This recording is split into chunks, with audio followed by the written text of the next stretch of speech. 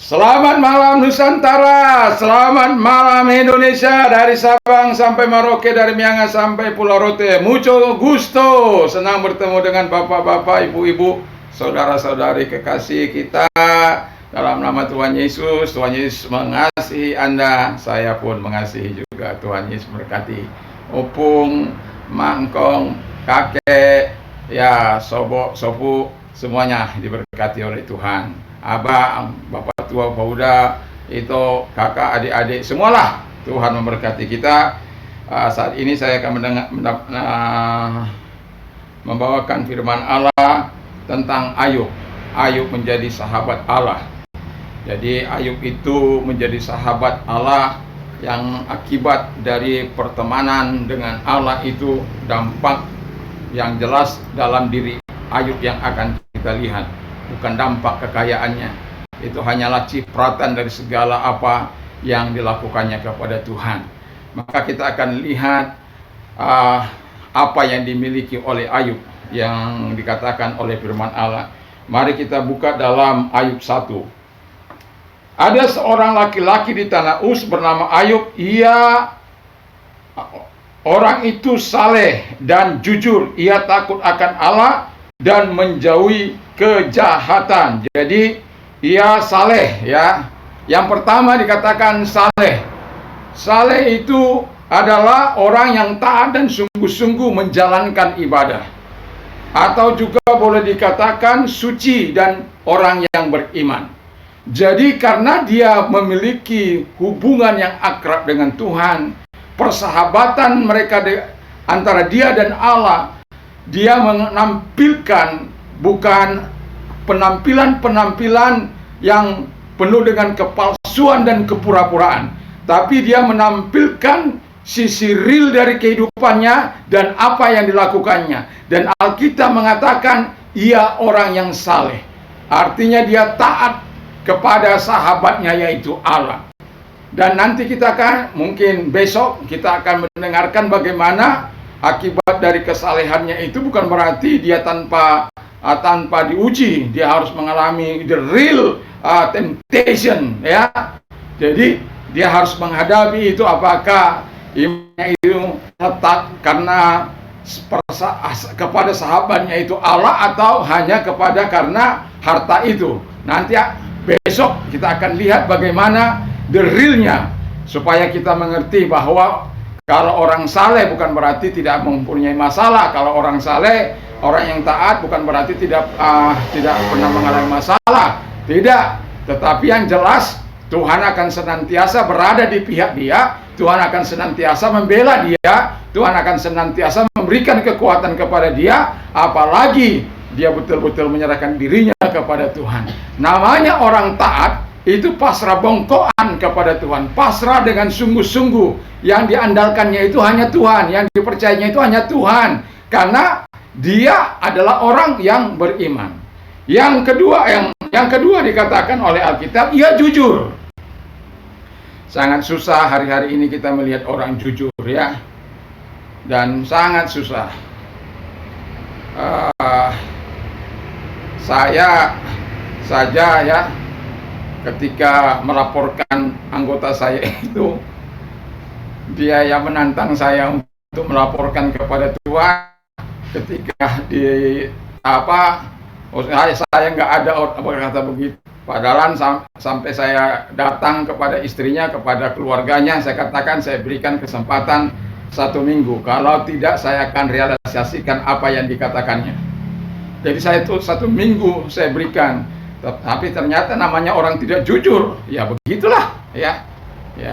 Tapi saya yakin dan percaya orang-orang yang jujur itu berkata ya di atas ya, tidak di atas tidak. Perbuatannya berdasarkan apa yang baik di mata Tuhan, apa yang murni di mata Tuhan, apa yang benar di mata Tuhan. Itulah orang-orang jujur, karena dia akan selalu senantiasa pegang kepada Allah.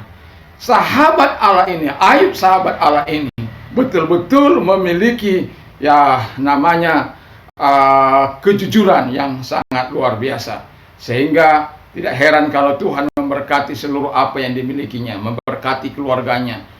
Dia menjadi dampak bagi keluarganya, bagi masyarakat, bagi kotanya.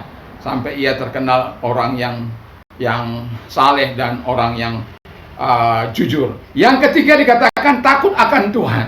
Kita tahu bahwa takut akan Tuhan itu kalau Anda baca dalam Amsal, maka kita Amsal 14, 25, 26 ya.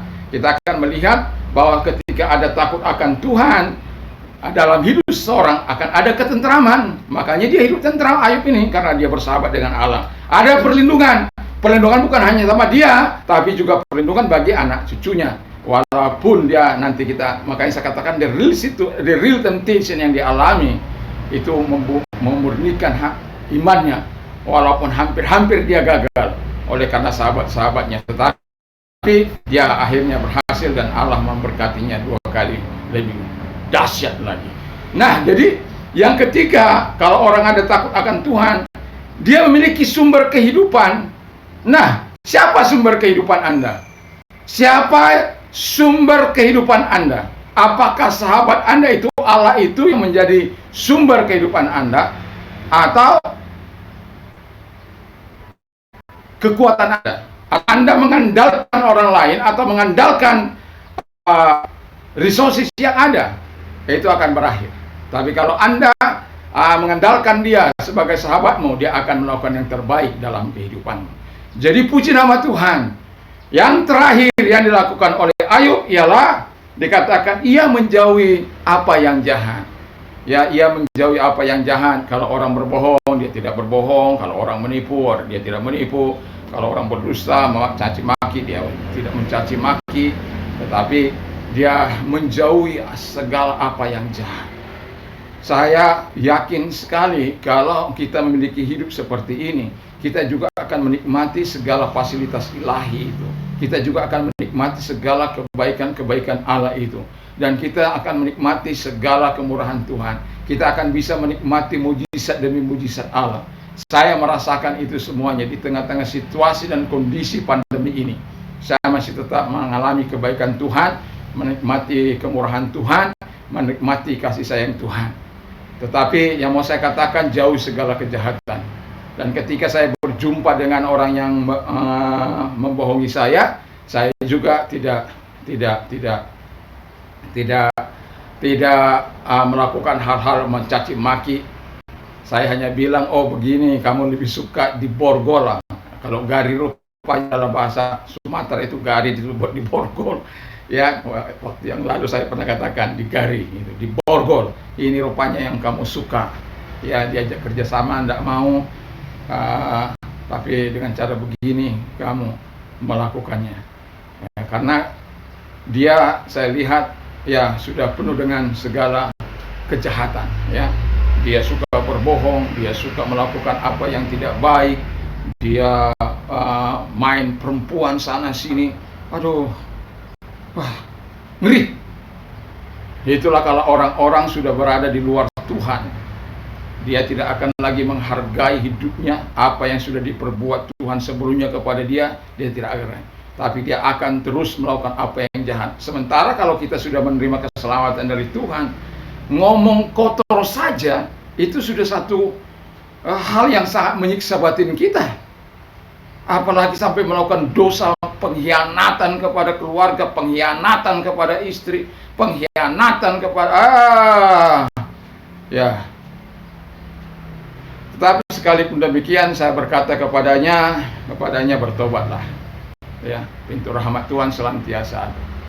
Kalau tidak bertobat, dia akan binasa. Jadi puji nama Tuhan.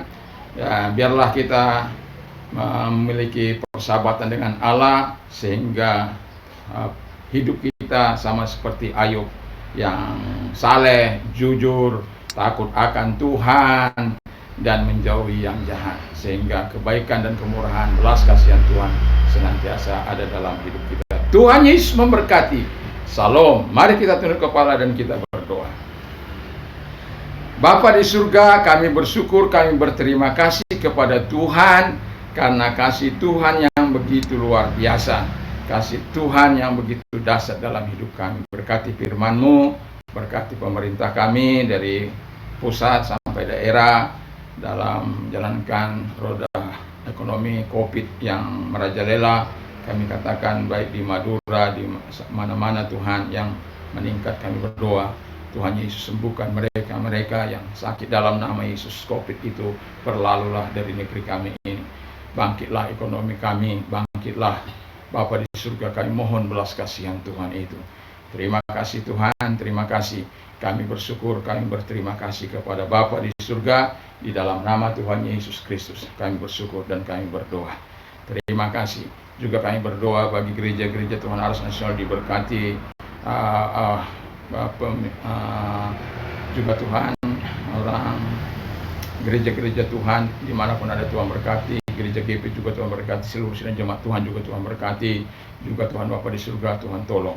Bagi Anda yang mau menerima Yesus sebagai Tuhan dan Juru Selamat, saya mau katakan, izinkan saya memimpin Anda dalam doa dan ikuti doa saya. Tuhan Yesus, saya sadar saya orang berdosa, ampuni segala dosa dan kejahatanku. Tuhan Yesus, sucikan aku dari segala dosa dan kejahatanku. Sekarang kubuka hatiku untuk Tuhan, masuklah dan jadilah Raja, jadilah Tuhan, jadilah Juru Selamat, jadilah penuntun hidupku. Terima kasih Tuhan, saya yakin sekarang ini saya sudah menerima hidup kekal, surgamu, kerajaanmu Bapa di surga. Dalam nama Tuhan Yesus kami bersyukur, dalam nama Yesus. Bagi Anda yang sakit, saya mau katakan, kenapa saya mau katakan saya rindu terus berdoa? Karena ini memang kewajiban sebagai orang percaya untuk mendoakan semua orang, ya, termasuk orang-orang yang sakit, orang-orang yang bertugas apa saja. Dan Yesus sangat menaruh kepedulian bagi mereka-mereka yang sakit, karena ketika orang sakit dia tidak bisa secara penuh beraktivitas, dan itu bisa melumpuhkan ekonominya, bisa merusak kadangkala keluarga oleh kalau tidak kuat di dalam iman. Itu sebabnya Tuhan sangat peduli. Itulah mengapa Allah berkata, oleh bilur-bilurku kami sembuh. Jadi taruh tanganmu di tempat yang sakit, apapun yang kau derita, yang kau alami, sakit yang kau alami, ingatlah Tuhan Yesus mampu menyembuhkan kau. Dalam nama Tuhan Yesus, segala tangan yang ditaruh di tempat yang sakit, Tuhan sembuhkan mereka, baik itu dari segala derita yang mereka alami, apapun itu Tuhan. Dalam nama Yesus, sembuhlah engkau, dalam nama Yesus. Terima kasih. Yang buta melihat, tuli mendengar, bisu berkata-kata, lumpuh berjalan, lepra tahir, kanker sembuh di dalam nama Yesus. Bagi Anda yang terikat akan dalam lingkaran setan, terikat dan berjalan dalam lingkaran setan, saya mau katakan, kalau Anda orang yang mau dibebaskan, mari taruh tanganmu di dada, berserulah kepada Tuhan supaya Tuhan hadir memberikan kekuatan kepadamu.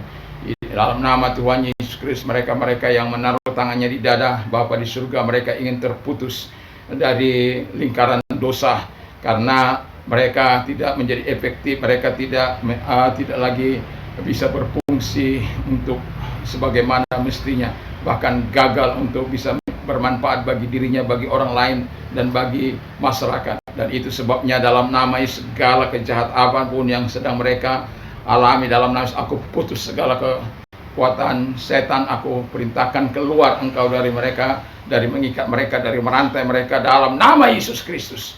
Terima kasih Bapa di surga, isi hati mereka dengan pribadimu Tuhan. Datanglah Roh Kudus ke dalam hidup mereka, sehingga mereka menikmati kuasa-Mu, dan kemudian kami akan mendengarkan kesaksian-kesaksian mereka, bahwa mereka adalah orang-orang yang menyerahkan diri kepada-Mu.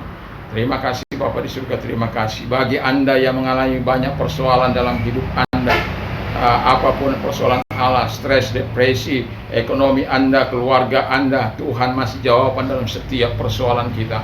Dia sangat peduli terhadap orang-orang yang menderita. Makanya firman Allah berkata, datanglah kepadaku hai kamu yang letih lesu dan berbeban berat, aku akan memberikan kelegaan kepadamu.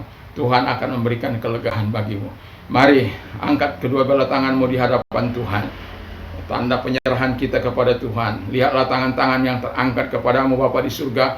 Dalam nama Tuhan Yesus, Engkau tahu betul keadaan mereka, situasi mereka, kondisi mereka. Jawablah sesuai dengan kebutuhan mereka. Yang stres, depresi dipulihkan oleh Tuhan. Yang ekonomi syarat diberkati diberkati oleh Tuhan, dipulihkan oleh Tuhan. Yang mengalami masalah keluarga dipulihkan, yang hampir cerai dipulihkan oleh Tuhan, anak-anak yang memberontak dipulihkan, suami yang selingkuh atau istri yang selingkuh dipulihkan kembali dalam nama Tuhan Yesus Kristus. Terima kasih Bapa di surga, terima kasih. Memang setan senantiasa ingin mengambil alih dalam semua kehidupan orang-orang percaya maupun orang-orang yang tidak percaya. Dalam nama Yesus, aku perintahkan segala kekuatan terlepas dari mereka yang mengangkat tangan kepadamu. Terima kasih, Tuhan Yesus memberkati. Salam bagi kita semua. Haleluya, haleluya. Amin. Puji nama Tuhan. Bagi Anda yang sudah menerima Yesus sebagai Tuhan, saran saya adalah supaya Anda masuk di mana gereja terdekat di rumah Anda, supaya Anda dapat dibina, iman Anda dapat bertumbuh, dan Anda semakin diberkati oleh Tuhan. Dan bagi Anda yang mengalami kesembuhan, saya mau katakan, tolong berikan kesaksian baik melalui komen di YouTube ataupun melalui WhatsApp. Tuhan memberkati. Juga saya mau katakan kepada mereka-mereka yang ditolong dari persoalan mereka, berikan komen ya, dan sehingga kita tahu bahwa Allah tidak pernah berubah, dahulu, sekarang, sampai selama-lamanya. Saya tetap yakin bahwa Tuhan itu adalah Tuhan yang menjawab segala doa kita. Puji nama Tuhan, dan Allahku akan mencukupi segala kebutuhan menurut kekayaan dan kemuliaan dalam Kristus Yesus. Apapun itu kebutuhan Anda, Tuhanlah jawabannya. Dan damai sejahtera Allah yang melampaui segala akal akan memelihara hati dan pikiran dalam Kristus Yesus. Dan juga iman timbul dari pendengaran firman Kristus.